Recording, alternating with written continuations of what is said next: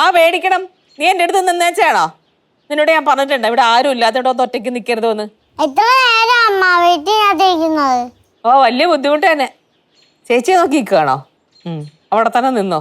ഇന്നത്തെ അവളുടെ സ്വഭാവം അനുസരിച്ച് നിനക്കൊരു കുന്തോ വാങ്ങിച്ചിട്ട് വരാൻ പോകണില്ല അവള്. ഓ വാങ്ങിച്ചിട്ട് വരും. അവിടെ തന്നെ നിപ്പേ ഉണ്ടാവുള്ളൂ. ഒരു കാര്യം ചെയ്തേ, പോയിരുന്ന് പഠിക്കാൻ നോക്ക് ബുക്ക് എടുത്ത് വെച്ചിട്ട്. എന്താണ് സമയം കാലമൊക്കെ ഉണ്ടോ പഠിക്കണേന്? പോയിരുന്ന് പഠിക്ക് ചെല്ല്. അച്ഛനെ നാളെ വരുള്ളൂ. ഓ അച്ഛൻ ആശുപത്രിയിൽ പോയിരിക്കുക സുഖ ചികിത്സക്ക്. എഞ്ചിനീയർ ഇല്ലേ, അറിയില്ലേ? എഞ്ചിനീയറിന്റെ കൂടെ പോയിരിക്കുക. അച്ഛൻ വന്നിരുന്നെങ്കിൽ എനിക്കറിയാം എന്തിനാ അങ്ങനെ പറയണേന്ന്. അച്ഛനെ കൊണ്ട് ജംഗ്ഷനിലൊക്കെ ചുറ്റിക്കിറങ്ങി നടക്കാനല്ലേ അല്ലേ? എന്നിട്ട് അച്ഛൻ്റെ ഇന്ന് കുറേ ചോക്ലേറ്റും ഐസ്ക്രീമും ഒക്കെ വാങ്ങി കഴിച്ച് ആ പല്ലൊക്കെ ഒന്നാമതേ പൊഴുന്നിരിക്കുക. ഇനി ഉള്ള പല്ലെല്ലാം പൊഴിഞ്ഞു ഒഴിഞ്ഞു ഒഴിഞ്ഞു പോയിട്ട് അമ്മൂമ്മയായിട്ട് ഇങ്ങനെ അടങ്ങും വടിയും കുത്തി പിടിച്ച്. ആ നിന്റെ ചേച്ചി വന്നല്ല. അടിപൊളി. എന്തടിപൊളി? നോക്കിക്കണ്ട, ഒന്നും വാങ്ങിച്ചിട്ടുണ്ടാവില്ല.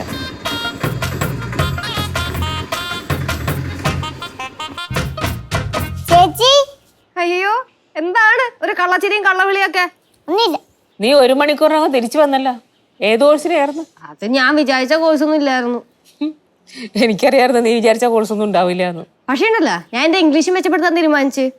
മനസ്സിലായി. ഞാൻ കാര്യമായിട്ട് പറഞ്ഞതാ. എന്റെ ലച്ചു കള്ളം പറയണ്ട. നീ വെറുതെ ആ ജംഗ്ഷനിൽ പോയി ചുറ്റിക്കറങ്ങി നടന്ന് എന്തൊക്കെയോ കഴിക്കാൻ വേണ്ടി വാങ്ങിച്ചിട്ടുണ്ട്, അത്രേ ഉള്ളൂ. അല്ലമ്മ ഞാൻ കാര്യമായിട്ട് പറഞ്ഞ ഞാൻ ഒരു ഇംഗ്ലീഷ് കോഴ്സിന് ചേർന്ന് 6 മാസത്തെ കോഴ്സ്.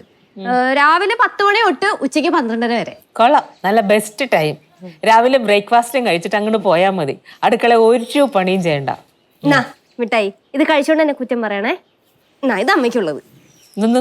ചൂരമീൻ. ചൂരമീനാ? ആ നോക്കട്ടെ. കൊറേ നാളെ ചൂരക്കറിയൊക്കെ കൂട്ടി ചോറുണ്ടിട്ട് 5-6 കഷ്ണം വറക്കും വേണേ. ഇത് എത്ര രൂപ ഇതിന്?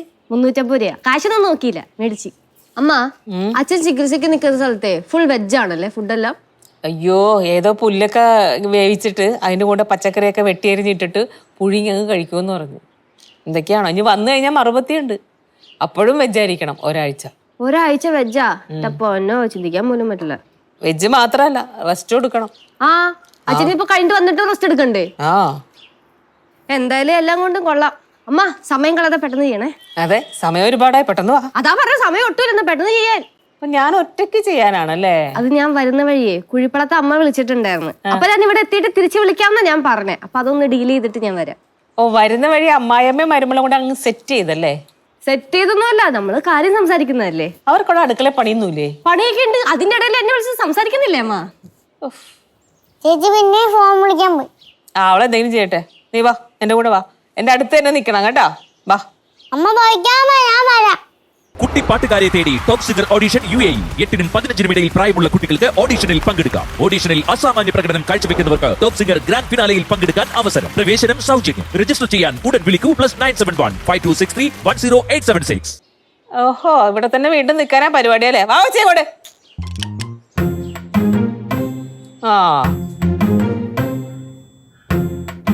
എല്ലാം പെട്ടെന്നാവൂല്ലേ? എനിക്ക് വിശക്കുന്നു.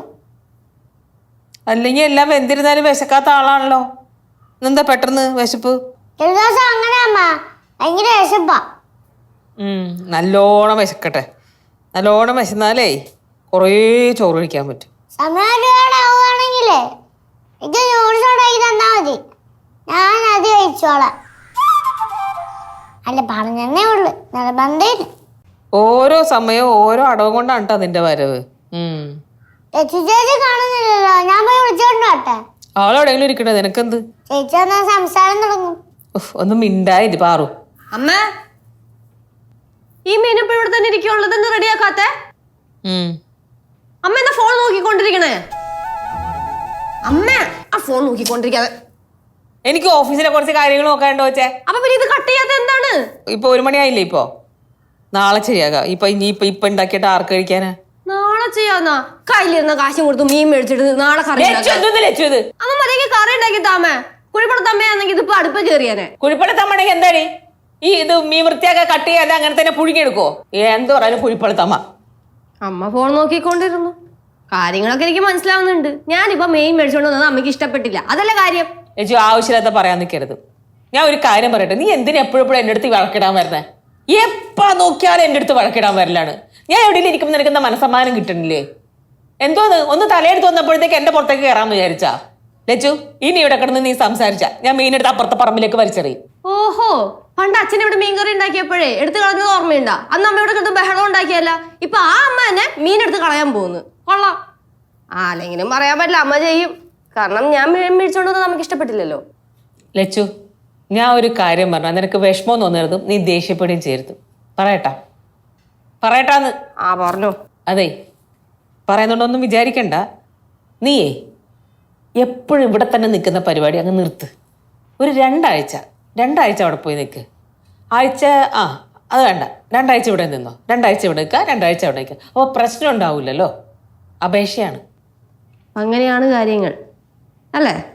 അച്ഛൻ വരട്ടെ, ഞാൻ ശരിയാക്കി തരാം കേട്ടോ. ലിച്ചു, ഞാൻ സീരിയസ് ആയിട്ട് പറയാണ്. അച്ഛൻ്റെ അടുത്ത് പറഞ്ഞു കൊടുക്കാൻ വേണ്ടി പറഞ്ഞല്ല. നീ പറയണേ പറഞ്ഞോ, എനിക്കൊരു കുഴപ്പമില്ല. അച്ഛൻ്റെ അടുത്ത് ഞാൻ മറുപടി പറഞ്ഞോളാം. നീ നിൽക്കുന്നുണ്ട് എനിക്ക് വിഷമം ഉണ്ടായിട്ടല്ല. നീ നിൽക്കുമ്പോൾ എന്താ ചെയ്യണമെന്ന് അറിയാമോ? വെറുതെ എൻ്റെ തലയിലേക്ക് ഇങ്ങ് വരികയാണ്.